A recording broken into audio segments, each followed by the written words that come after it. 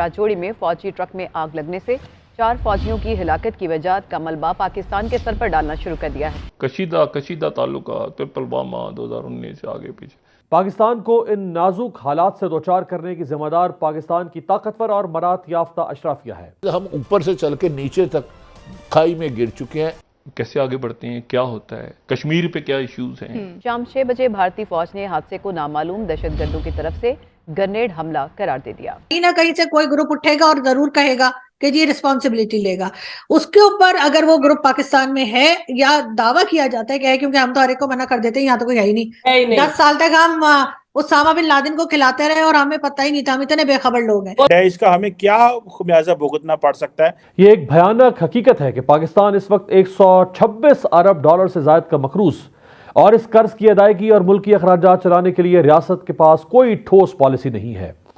शायद इसीलिए हर तरफ डिफॉल्ट के खतरात मंडला रहे हैं। वो तो इसलिए हमारे बिल्कुल जो बेस है उसके साथ है, मतलब ये चीजें बहुत। अगली बार जब कश्मीर के ऊपर जो जंग होगी वो कोई हथियारों से नहीं होगी, वो इसी तरह से होगी कि इंडिया अपने साइड के कश्मीर को इतना डेवलप कर देगा, इतना पैसा वहां पे लगाएंगे कि बाकी दुनिया बल्कि हमारी साइड के कश्मीरी भी कहेंगे कि हमें वहां जाना है। उनका जो कसूर है वो तो अपनी जगह है, लेकिन इंडियन गवर्नमेंट भी जब ये कहती है कि जी आप टेररिज्म को कंट्रोल करें या टेररिज्म को खत्म करें, कंट्रोल भी नहीं, वो कहते खत्म करें फिर बात होगी, तो खत्म करना तो बहुत मुश्किल है, इसलिए कि उसमें तो बहुत टाइम लगेगा। उनको ये अंडरस्टैंड करना होगा कि उसमें बहुत टाइम लगेगा और पाकिस्तान अगर काम शुरू करे, थोड़ी बहुत अपनी यकीन दहानी करा दे कि हाँ जी हम इस जगह काम कर रहे हैं, तब भी अगर बातचीत शुरू हो सकती है तो करनी चाहिए इंडियन गवर्नमेंट को। इसलिए कि ये जो इन्होंने पहले ग्रुप्स बनाए थे, जो कि जनरल परवेज मुशर्रफ ने भी अपने इंटरव्यूज में कहा है कि हाँ जी हमने जिहादी तैयार किए, हमने अफगानिस्तान में भेजे, हमने कश्मीर में भेजे, ये रिकॉर्ड पे मौजूद है, मैं नहीं कह रही। चीजें हमारे सामने। तो भाई ऑब्वियस सी बात है यार कि जो अटैक हुआ पुंछ में, हमारे 5 शहीदों को नमन। और ऑब्वियस सी बात है यार, उनका लिंकेज कहाँ से होगा? उनका लिंकेज इनडायरेक्टली पाकिस्तान से ही है। और भिखारिस्तान ने ये जो हरकत की है ईद के एक दिन पहले, आप लोगों को पता है यार कि बहुत ही मतलब अच्छा त्यौहार है ये मुस्लिम धर्म के लोगों के लिए, ईद का त्यौहार। तो यार ईद के दिन पे मतलब पाकिस्तान चाहता क्या है कि ये ईद मनाए सही से या नहीं मनाए। खैर इंडिया के भाई तो मुसलमान भाई अच्छे से ईद मना रहे होंगे और उनको भी ईद की बहुत बहुत बधाई। बट यार ये पाकिस्तान के लोग क्या चाहते हैं कि ईद मनाना भी है उनको या नहीं मनाना है? मतलब यार तुम ये अपने इस्लामिक संगठन और आतंकवादी संगठन भेज के हमले करा रहे हो, 4-5 इंडियन जवान को तुमने मतलब शहीद करवा दिया। तो भाई ऑब्वियस ही है कि अब इंडियन आर्मी तुम्हें जवाब देगी। अच्छा तुमने स्ट्राइक, एयर स्ट्राइक तो देखी होगी इंडिया की, खैर 2 बार सर्जिकल स्ट्राइक तुम्हारे ऊपर हो चुकी है, अब तीसरी बार होगी तो मतलब तुम खाने लायक बचोगे नहीं। मतलब क्या खामखाई तुम पंगे ले रहे हो। खैर इस बार तो तुम्हारी कमर तो तोड़ी दी जाएगी। सुन रहे कि आतंकवादी के जो इन्होंने अपने ट्रूप्स बना रखे थे सीमा के आसपास, उसको डिप्लॉय कर लिया सोवियत यूनियन के मामले। बिल्कुल। तो लेकिन अब प्रॉब्लम ये हो गया है ना कि हमने जो 10 ग्रुप बनाए थे उसमें से 1000 ग्रुप और निकल आए, तो अब उनको कंट्रोल करना जो है वो इन लोगों के उसमें मुश्किल हो रही है। इसलिए कि बहुत से माइंडसेट वही है, हमारी फौज काफी हद तक जो है उसी तरह की माइंडसेट वाली हो गई। तालिबानी सोच एक हमारे यहाँ है। अगर ऐसा ना होता तो मशाल खान का वाकया ना होता। जो मशाल खान स्टूडेंट थे वहां के केपीके यूनिवर्सिटी में जिस तरह से मारा गया, वो किस्सा ना हुआ होता। अगर ऐसा ही होता तो सलमान तासीर को ना मारा गया होता। अभी रिसेंटली आपने देखा श्रीलंकन सिटीजन को जिस तरह से मार दिया है, ये सब कुछ ना हुआ होता। और अभी चाइनीज को तो बचाने के लिए मुझे लगता है थाने में बंद किया, वरना उसको भी शायद ये लोग मार पीट के बराबर करते, फिर चाइना से किस मुंह से पैसे मांगते। लेकिन बात सारी ये कि ये माइंडसेट को चेंज करना जो है वो बड़ा मुश्किल है। हमारे जो नए लीडर भी आ रहे हैं, चाहे इमरान खान हो चाहे कोई हो, आप सबके हाथ में तस्बीह देखते हैं, पता नहीं कौन से जादू पढ़ के फूंक रहे हैं। अगर इतना ही जादू पढ़ के फूंक सकते हैं तो थोड़ा खजाने पे भी फूंक दें कि जी वहां पे कुछ पैसा आ जाए और लोगों से मांगना ना पड़े। पाकिस्तान में ये सबसे बड़ा इशू है। ठीक है, अभी इंडिया पाकिस्तान के रिलेशंस की अगर बात करें, बहुत टाइम बाद बिलावल भुट्टो जरदारी साहब पाकिस्तान के फॉरेन मिनिस्टर हैं, इंडिया जाने लगे थे। अनाउंस हुआ था कि वो शायद नेक्स्ट मंथ इंडिया जाएंगे। साथ ही आज सुबह उठे हैं तो एक वाकया, बहुत अफसोसनाक वाकया हमारे सामने आया। पुंछ के मुकाम पे जो इंडियन सोल्जर्स की जान गई है, अटैक किया गया उन पे, इसके ऊपर आपकी क्या नजर है, क्या कहना चाहेंगे आप? बहुत बुरा लगा, बहुत अफसोस हुआ। कल बल्कि कल रात को ये वाकया हुआ है और उसमें अभी तक जो बताया गया तो 5 इंडियन फौजी जो हैं उनकी जाने गई हैं, वो शहीद हुए हैं और अफसोस होना चाहिए। और मेरा ख्याल है कि इसके ऊपर इंडिया पाकिस्तान दोनों को बैठ के बात करनी चाहिए और देखना चाहिए कि कहीं ना कहीं से कोई ग्रुप उठेगा और जरूर कहेगा कि जी रिस्पॉन्सिबिलिटी लेगा। उसके ऊपर अगर वो ग्रुप पाकिस्तान में है या दावा किया जाता है कि है, क्योंकि हम तो हर एक को मना कर देते हैं, यहाँ तो कोई है ही नहीं। है ही नहीं। 10 साल तक हम उसामा बिन लादेन को खिलाते रहे और हमें पता ही नहीं था, हम इतने बेखबर लोग हैं। और वो तो था भी इसलिए कहाँ पे, हमारे बिल्कुल जो बेस है उसके साथ है। मतलब ये चीजें बहुत बिल्कुल अफसोस वाली चीजें होती हैं जी। एग्जैक्टली इसमें क्योंकि हमारे अपनी ही गलती होती है, हमारी अपनी इन्वॉल्वमेंट होती है, इस वजह से ऐसा होता है। तो मेरा ख्याल है उस पर जरा सख्ती से काम करना चाहिए, लेकिन ये कि बिलावल भुट्टो जरदारी को जाना चाहिए, उनको इस वाकये की वजह से अपना ट्रिप कैंसिल नहीं या विजिट कैंसिल नहीं करना चाहिए।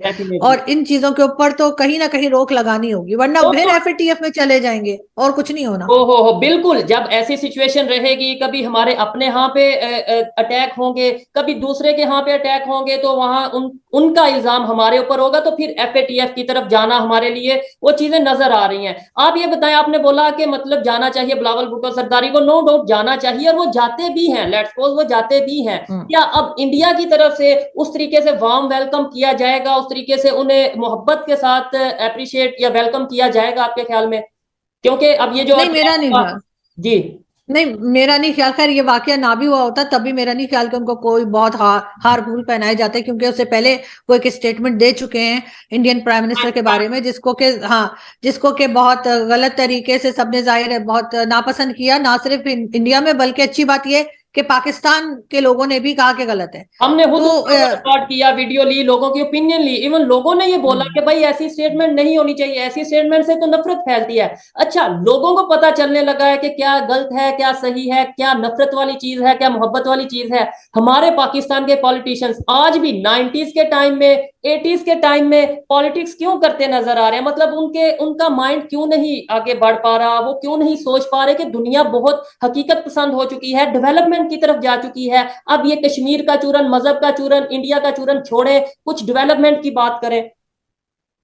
करना पड़ेगा इनको, अब इनके पास कोई और रास्ता नहीं रह गया, इसलिए कि अगली बार जब कश्मीर के ऊपर जो जंग होगी वो कोई हथियारों से नहीं होगी, वो इसी तरह से होगी कि इंडिया अपने साइड के कश्मीर को इतना डेवलप कर देगा, इतना पैसा वहां पे लगाएंगे कि बाकी दुनिया बल्कि हमारी साइड के कश्मीरी भी कहेंगे कि हमें वहां जाना है। तब ये क्या करेंगे? इसलिए बेशक हम ये नहीं कह रहे कि हम कोई कंपटीशन नहीं कर सकते, भारत के पास जो पैसा है वो हमारे पास नहीं है, लेकिन जो है वो तो करें। आप भी वहां गए होंगे, मैं भी वहां जा चुकी हूँ, हमारी साइड के आजाद कश्मीर में, वहां पे रोड्स तक ठीक नहीं है और वहां पे नेटवर्क नहीं चलता, फोन का कई प्रॉब्लम्स है। उस पे काम करना शुरू तो करेंगे, वरना तो भारत ले जाएगा इधर का कश्मीर भी और ये मुंह देखते रह जाएंगे। ऐसा ही है। अच्छा, जब हम बात करते हैं कि इंडिया वाले कश्मीर में डेवलपमेंट कर रहे हैं, जब आप बात करती हैं इंडिया वाले कश्मीर में डेवलपमेंट कर रहे हैं, G20 आ रही है, दुनिया का सबसे ऊंचा रेलवे ब्रिज वहां पे बन रहा है, वहां पे पता नहीं जो ट्रेन का सिस्टम है, रेलवे सिस्टम है, वो कितना डेवलप हो रहा है, रोड्स कितनी डेवलप हो रही हैं, हॉस्पिटल्स की बात करें, स्कूल्स की बात करें, सब कुछ हो रहा है। तो यहां से कहा जाता है भाई आप पागल हो, आपको नहीं पता उनकी इकॉनमी कितनी बड़ी है, हमारी इकॉनमी नहीं, हम इस टाइम डाउन जा रहे हैं। तो फिर यहां पे ये बात की जाती है, दूसरी साइड पे ये कहा जाता है कि हम इंडिया से कश्मीर ले लेंगे। ये कैसी मोहब्बत है? मतलब ये बिल्कुल बेवकूफ बनाने वाली बात है। और फिर आप इकोनॉमी पे काम क्यों नहीं करते? इकोनॉमी पे काम करें ना, फैक्ट्रीज बंद है, ट्रेड बंद है, ना फैक्ट्रीज ओपन करते हैं ना ट्रेड ओपन करते हैं। और उसके बाद असल में इनको आदत पड़ गई है फ्री में बैठ बैठ के खाने की। पहले ही अफगान वॉर के नाम पे खाते रहे और इसी तरह से इन्होंने 20-22 साल निकाल दिए कि ठीक है जी हम तो दहशतगर्दी की लड़े, पता नहीं कौन सी वॉर ऑफ टेरर लड़ी है जो कि पैसा लेके लड़ी जाती है। ये तो बेच रहे थे ना जमीन, जब भी तो अफगानिस्तान के लोग जो तालिबान आए वो इनकी शक्ल देखना नहीं पसंद करते, क्योंकि उनको पता है कि डबल गेम खेल रहे थे। वो है भी हमारे मुसलमान भाई, वो है भी हमारी मुस्लिम उम्मा, वो है भी हमारे हमसाया मुस्लिम उम्मा, वो हमारे पे क्यों अटैक कर रहे हैं? अफगानिस्तान जी सबसे ज्यादा OIC की जो कंट्रीज हैं वो हमें घास नहीं डालती। अगर ऐसे इस्लामिक कंट्रीज को इनको इतना भरोसा है तो ये जाके सारा पैसा काफिरों से क्यों मांगते हैं? IMF के पास जाते हैं, चाइना के पास जाते हैं, यूरोपियन कंट्रीज के पास जाते हैं, उसके बजाय OIC की 52 के 54 कंट्रीज हैं उनके पास जाएं, सब इनको 1-1 बिलियन दें तो इनके पास तो बेशुमार पैसा हो जाए। हटा लिया है पाकिस्तान और ISI आर्मी वगैरह ने सब सुपड़ा साफ कर लिया कि कहीं अब गुस्से में अगर एयर स्ट्राइक वगैरह इंडिया ने कर दी तो मुंह छुपाने लायक हम बचेंगे नहीं। लेकिन भाई तुम कहीं भी भाग लो, पाकिस्तान में तुम कहीं भी छुप जाओ, तुम्हारी कसम से उतार दी जाएगी। कहीं भी अगर तुम दिख गए ना आतंकवादी संगठन वगैरह, भाई 20,000 कमांडोज रेडी करने के फिराक में है इंडिया। तो समझ सकते हो कि यार एक कमांडो ही तुम्हारी गीली करने के लिए काफी है। 20,000 तो मेरे हिसाब से पूरी पाकिस्तान फिर से 1971 की तरह घुटनों पे आएगी। यार ये भिखारिस्तान के लोग मतलब यार मैं भाई तुम मतलब छुप छुप के वार करके और 4-5 जवानों को शहीद करके क्या इतने चौड़े हो रहे हो कि तुम इंडिया को टक्कर दे पाओगे? वे सालों वो तो वीर थे, वो चले गए, लेकिन उनके भाई लोग हैं ना जो, और इंडिया का एक एक फौजी तुम्हारे गीली करने के लिए काफी है। मतलब यार इसका रिवेंज तो तुम देखोगे, मतलब पछताओगे। सच बोल रहा हूँ, पाकिस्तान की इस हरकत पे सिर्फ अब एक ही होगा कि अब यार ये देखना 2-3 दिन बाद या हफ्ते भर बाद ना न्यूज चैनल पे बैठ के आपको रोते हुए नजर आएंगे। कम से एक एक को चुन चुन के मारेंगे कमांडोज, इतना मैं गारंटी के साथ दे रहा हूँ। बेशक से न्यूज लीक ना हो या हो जाए, या न्यूज में आई ये बात या ना आए, बट जिन्होंने भी ये हरकत की और जिनकी भी लिंकेज मिली ना, मतलब रोते फिरेंगे भाई, इनकी जिंदगी बर्बाद कर देगी इंडियन आर्मी। मैं सच बोल रहा हूँ, मतलब तुम्हारे मतलब देखो पुश्तों तक याद रखेंगे। और सालों भिखारिस्तानियों, इंडिया के पैसों पे पलने वाले तुम लोग, मतलब चौड़े इतने हो रहे हो कि हमारे फौजियों को मारोगे। देखना अपनी औकात तुम्हें इंडियन आर्मी दिखाएगी अब। मतलब यार कि ईद के पाक और साफ दिन पे भी इन्होंने आतंकवादियों को भेजना बंद नहीं किया। मतलब यार इनसे बगैरत, इनसे गिरे हुए जाहिल लोग मतलब इस दुनिया में एग्जिस्ट ही नहीं कर सकते यार। मतलब भिखारिस्तान इसीलिए बदनाम है। और आप लोगों ने पाक मीडिया में देखा होगा कि यार खुद ही इनके जो पाक के जनरल ऑफिसर होते, क्या जनरल साले कुत्तों जैसी औकात होती है, वो उन्होंने खुद ये बोला है कि हमने आतंकवादियों को पनाह दी, उनको पाला है, जम्मू कश्मीर में भेजा है, अफगानिस्तान में भेजा है। इनकी औकात नाप दी जाएगी, देखना आप लोग। खैर जुड़े रहे अभी न्यूज एनालिसिस पे ऐसी वीडियोस के लिए। तब तक के लिए धन्यवाद। जय हिंद, वंदे मातरम।